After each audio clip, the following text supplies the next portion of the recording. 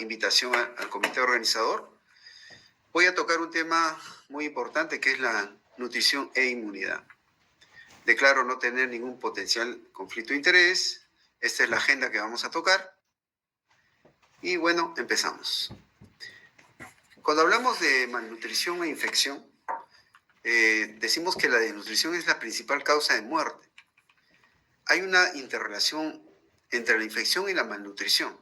Las infecciones, especialmente las infecciones del tracto respiratorio, la diarrea, van a producir alteraciones del crecimiento y la malnutrición un alto costo metabólico.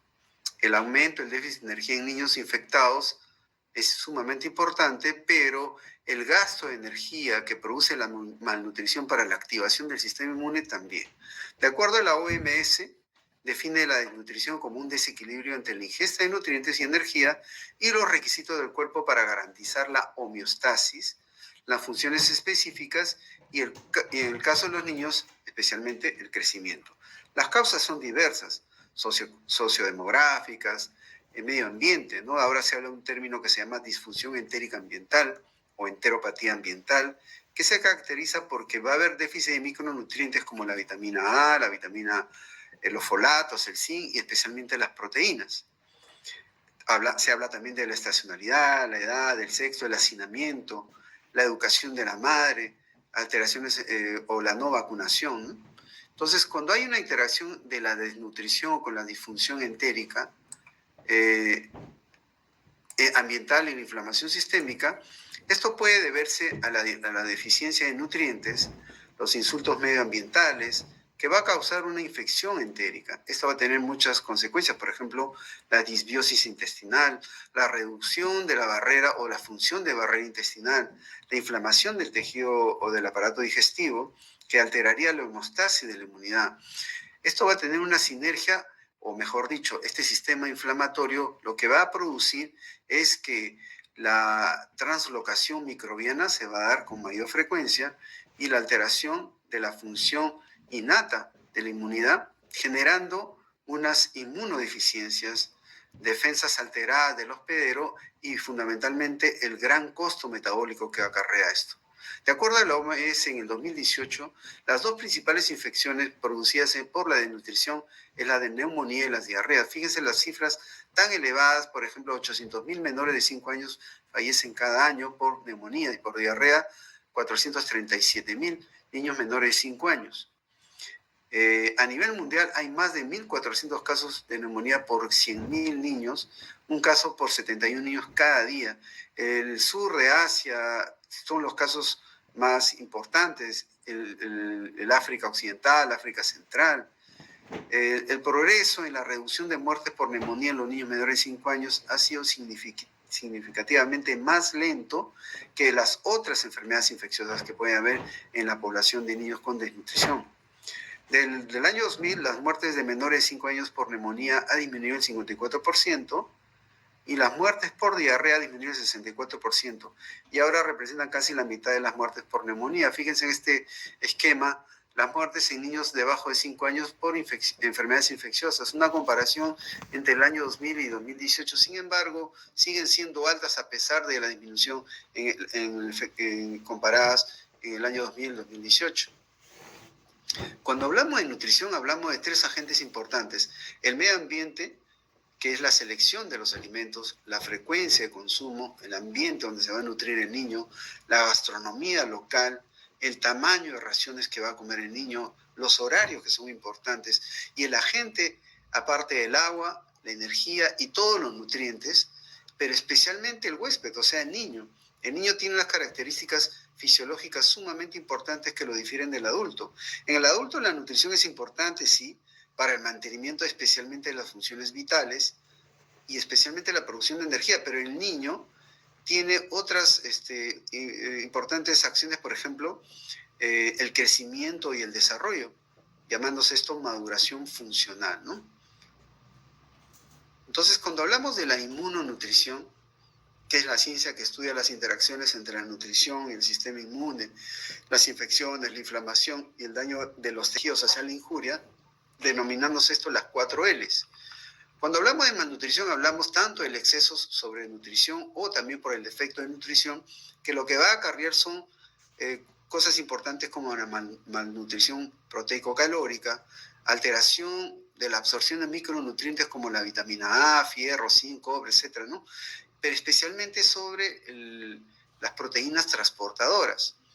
En el primer acápite, cuando hablamos de nutrición e infección, esta se medirá el grado de la nutrición.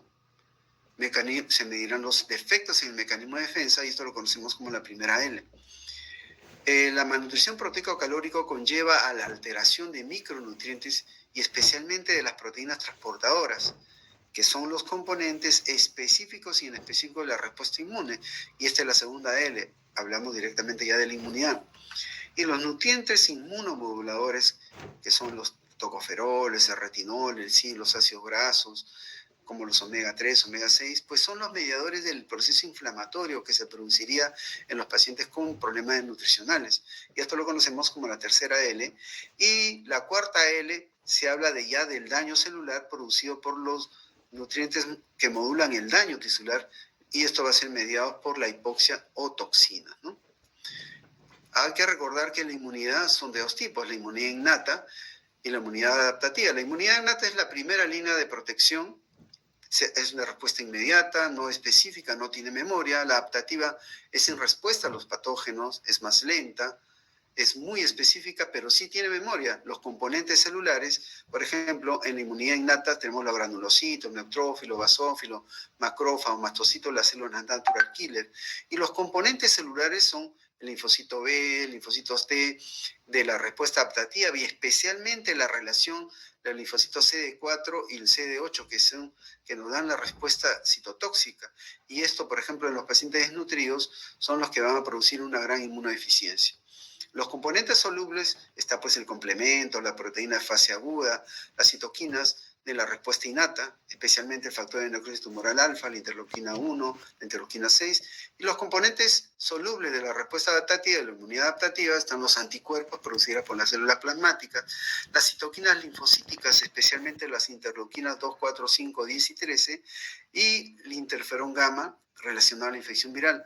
Y el interferón gamma es muy importante porque activaría esta respuesta importante de la inmunidad, como es la activación de las células natural killer o los macrófagos, las células dendríticas presentadoras de antígeno, las células T citotóxicas, y más bien inhibiría la respuesta efectora, la respuesta de los linfocitos T ayudadores, ¿no?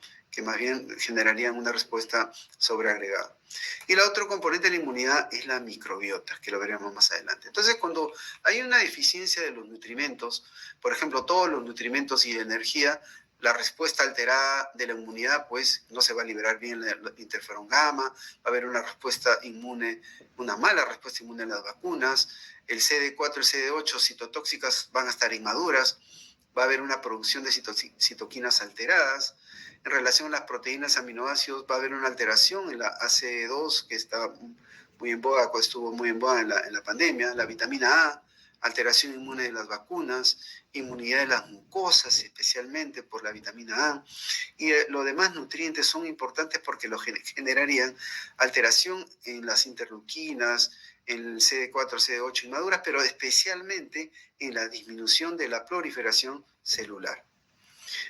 Acá hay una revisión muy importante en relación a el sistema inmune en niños con malnutrición, una revisión sistemática, muy interesante. ¿Cuál es el objetivo de esta revisión? Esta revisión es revisar la literatura científica sobre la función inmune en niños con desnutrición. Se hizo una búsqueda en la literatura que arrojó 3.402 artículos, 245 cumplieron los criterios de inclusión, la mayoría se hizo en los años 70 y 90 y solo 33 después del 2003. ¿Cuál fue la conclusión de esta revisión sistemática? Que la desnutrición se asocia con una función de barrera intestinal alterada, la secreción exocrina está reducida por sustancias protectoras, los niveles bajos de complemento plasmático El tejido linfático, particularmente el timo, sufre atrofia, se reduce la respuesta de hipersensibilidad tipo retardado. Los niveles de anticuerpos producidos después de la vacunación se reducen en niños especialmente gravemente desnutridos, pero se mantiene intacta en los que están desnutridos moderadamente. Y los patrones de citoquina están sesgados hacia una respuesta del TH2. Esta es otra revisión muy interesante, que es el sistema inflamatorio en el crecimiento, en los factores de crecimiento, el crecimiento lineal, en la malnutrición en relación a la infección. De este artículo sale este esquema que es muy explicativo. Quiere decir que los pacientes que tienen enfermedades, diarrea, fiebre, desnutrición, tos, alteraciones en la amiloperoxidasa, que es una proteína que se encarga de producir el ácido hipocloroso, que es un microbicida, lo que generarían es una respuesta positiva, acá vamos a una respuesta positiva mediada por la proteína C reactiva de alta sensibilidad, activando la mayor liberación de hormona de crecimiento. Sin embargo, el proceso inflamatorio que se produce lo que haría es inhibición de la unión de la hormona de crecimiento a su receptor a nivel hepático. Otra cosa importante que hace la inflamación es que cuando se produce la acción de la hormona de crecimiento, genera tres respuestas importantes: la producción de IGF-1 con su proteína transportadora y una proteína enlazadora, que es la proteína ácido lábil. Este tetrámero lo que va a hacer es viajar a través de la economía para llegar a todos los tejidos. Sin embargo, la inflamación lo inhibe. La inflamación también inhibe que la IGF-1 ya liberada se conecte con el tejido cartílago de crecimiento. Otra cosa importante, que la malnutrición también haría un efecto negativo sobre la liberación del IGF-1. Entonces, ¿qué estaría pasando? No habría el feedback negativo para que la hormona de crecimiento se inhiba. Entonces, vamos a tener en un paciente desnutrido, malnutrido, una buena cantidad de hormona de crecimiento, pero sin su efecto importante. Y a la vez el proceso inflamatorio también inhibiría el cartílago de crecimiento. Por eso es que estos niños no crecerían en forma lineal. Entonces, pero también tenemos que ver una cosa muy importante, que es la relación de la nutrición de la madre, ¿no? Una madre bien nutrida, o mejor dicho, una madre desnutrida, lo que tendría es una alteración de la activación del eje hipotálamo hipófisis suprarrenal, que tendría una repercusión en el niño en relación a la exposición fetal neonatal a cifras elevadas de las hormonas del estrés, por ejemplo, el cortisol. Entonces habría una respuesta inflamatoria atenuada. Otra cosa importante en la desnutrición materna es que los cambios epigenéticos para el desarrollo de las células T reguladoras que nos mantendrían el sistema inmunológico regulado, habría más riesgo de alergia. Pero especialmente en relación a la transferencia placentaria o a través de la lactancia materna de factores inmunes, estarían alteradas en el niño porque le darían una calidad o cantidad alterada de los factores de transferencia, ¿no? Y entonces, desde la gestación hasta los 2 primeros años de vida de un niño, que es sumamente importante en la nutrición, hablamos de los 1000 primeros días de vida, de las etapas tempranas. Y si esto es óptimo, desde una buena nutrición y una práctica de alimentación en la madre es adecuada, tanto en su periodo gestacional como en los 2 primeros años de vida, pues el desarrollo a la maduración, a la inmunidad, a la maduración cognitiva, le va a generar bajo riesgo a tener enfermedades metabólicas como enfermedades inmunológicas. Pero si esto no es óptimo, definitivamente el desarrollo a trastornos de maduración, inmunidad cognitiva o el riesgo a tener enfermedades van a ser altas, ¿no? Entonces los 1000 primeros días son sumamente importantes, y especialmente hasta los 2 años, pero esto va a tener un impacto, si esto es negativo, a corto plazo, que se puede presentar durante los 20 primeros años, y si es después, lo llamamos impacto a largo plazo. Entonces, los 2 primeros años son sumamente importantes porque es una etapa que no pasa en otra etapa de la vida, que es un crecimiento sumamente acelerado, y generalmente crece 37 centímetros. El primer año el niño debe crecer 27 centímetros por año y el segundo año 12 centímetros por año. Entonces debe haber una vigilancia del crecimiento, y esto va a adquirir tanta sensibilidad en esta etapa como un indicador positivo de buena salud. Entonces hablamos de estos 2 primeras etapas, o estos 2 primeros años de vida, especialmente de los 6 primeros meses sobre la lactancia materna. De acuerdo a los estándares de crecimiento de la Organización Mundial de la Salud, la OMS en el 2006 dice que el crecimiento óptimo se da si existe una nutrición óptima, especialmente los 6 primeros meses con una lactancia materna exclusiva, una alimentación complementaria adecuada en energía y proteínas, un ambiente óptimo de desarrollo del niño en ausencia de contaminación microbiana, ausencia de tabaco en las madres fumadoras y un acceso a cuidados de salud, especialmente en vacunas, tamizaje, buenos estándares de cuidados pediátricos, ¿no? La lactancia materna pues juega un papel sumamente importante porque no solamente es el vínculo entre la madre y el niño que generaría una buena nutrición y una buena inmunidad en los niños que son dados a lactar los primeros años o los primeros meses, primer año de vida, y que tendría un buen resultado en relación al habla, lenguaje, motricidad gruesa y habilidades motoras, un buen desarrollo neurobiológico, neurocognitivo y protección contra enfermedades crónicas. La Academia Americana de Pediatría, la UNICEF, la OMS, la OPS y en el Perú el MINSA, promueve la lactancia materna como fuente óptima de energía durante el primer año de vida de un bebé. Lactancia materna los 6 primeros días, como le hemos dicho, y la alimentación complementaria gradual con alimentos sólidos, acompañando a la lactancia materna por lo menos hasta los 12 primeros meses de vida.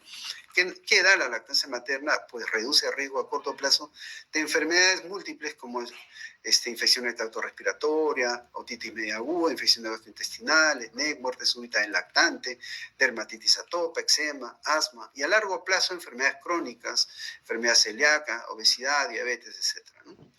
Y estos son los componentes con propiedades inmunológicas de la leche humana. Bueno, ustedes muy bien lo saben, pero vamos a, por ejemplo, los componentes antimicrobianos son muchos, pero especialmente los oligosacáridos de la leche humana, los prebióticos y los componentes antiinflamatorios. Fíjense la gran cantidad de cosas importantes que tiene la leche materna.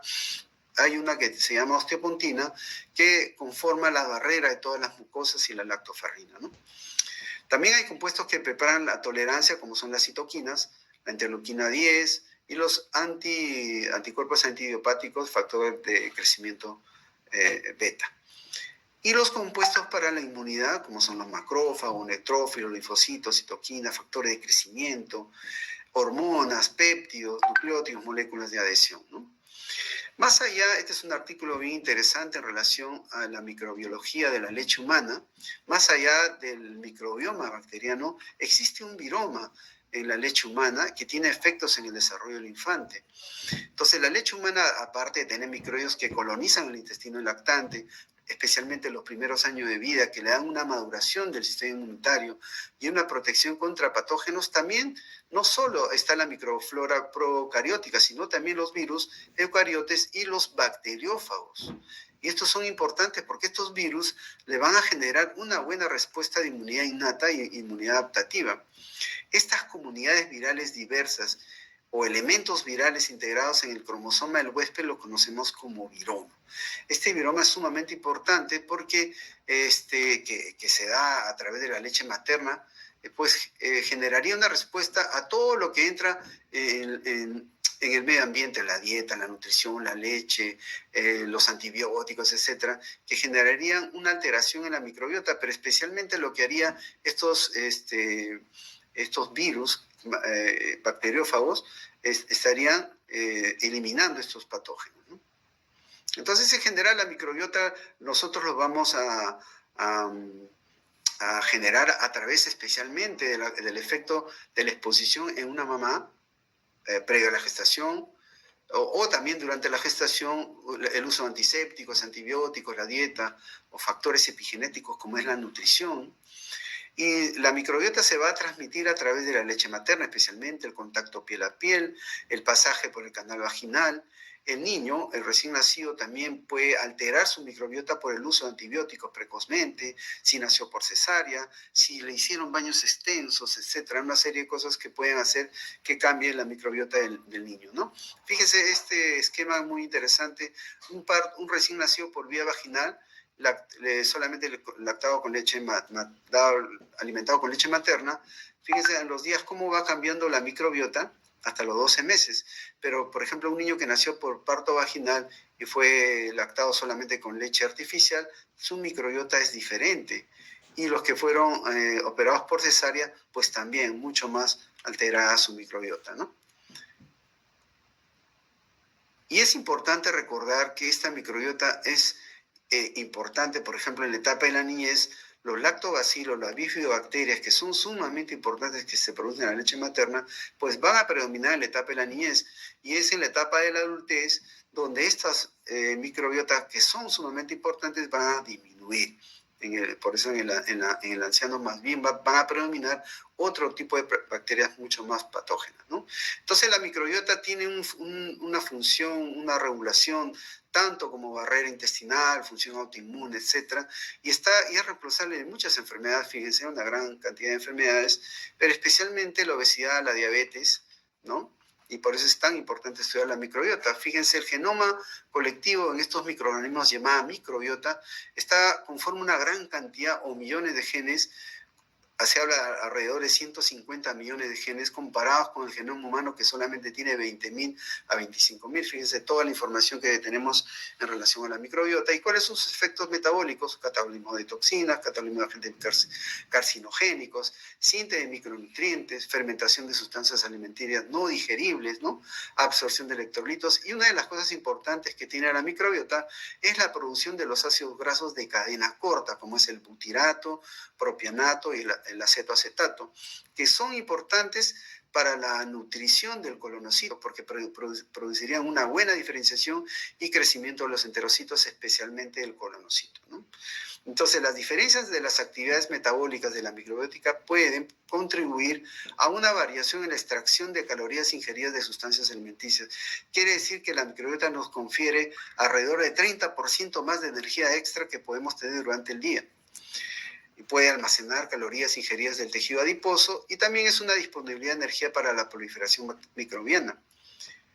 Es responsable de cada individuo para obtener energía extra. Pero la diferencia de la microbiota y su eficacia metabólica, eso va a depender de cada individuo, ¿no?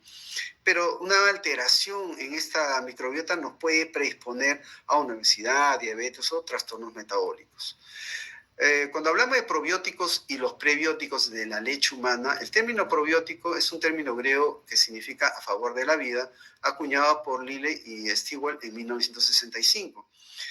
Son sustancias secretadas por ciertos microorganismos que estimulan el crecimiento de otros microorganismos que favorecerían, ¿no? En 1974, Parker modificó el término y le extendió como los organismos y sustancias que contribuyen al equilibrio intestinal microbiano. Y ya la OMS y la FAO la definen como organismos vivos que ingeridos en cantidades adecuadas confieren un beneficio adecuado para el huésped, ¿no? La leche humana tiene muchos micronutrientes y macronutrientes, y entre los cuales están los oligosacáridos.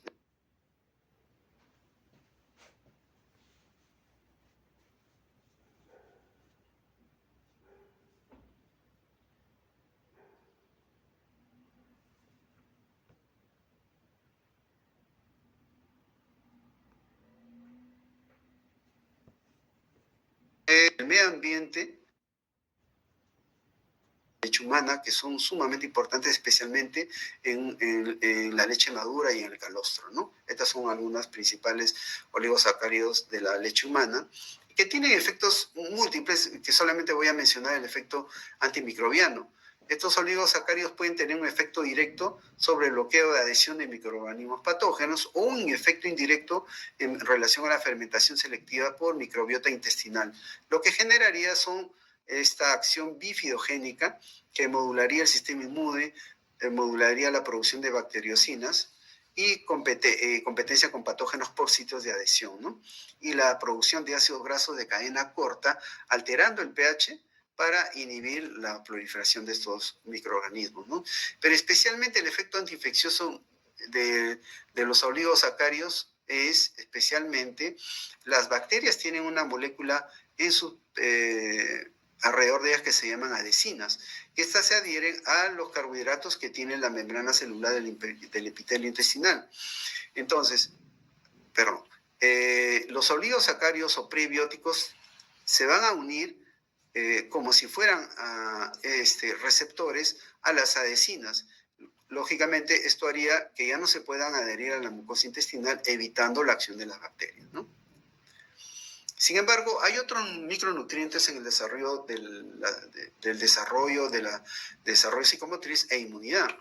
La deficiencia de micronutrientes afecta 1/3 de la parte de la población mundial, especialmente en países de vía de desarrollo. ¿Cuáles son estos? El hierro, el zinc, el yodo, la vitamina A, la vitamina D, etcétera, que sabemos que tiene una acción en la función cognitiva, especialmente en ciertas áreas del cerebro, que genera muchas concentraciones, especialmente el hierro, ¿no? Inclusive más que el hígado. Pero lo que sabemos ahora es que también genera una respuesta inmunitaria. Las dos cosas lo que generarían es una capacidad en la vida adulta de este ser humano, de una capacidad laboral, en toda la vida, ¿no? En toda su vida productiva o inclusive en su salud reproductiva.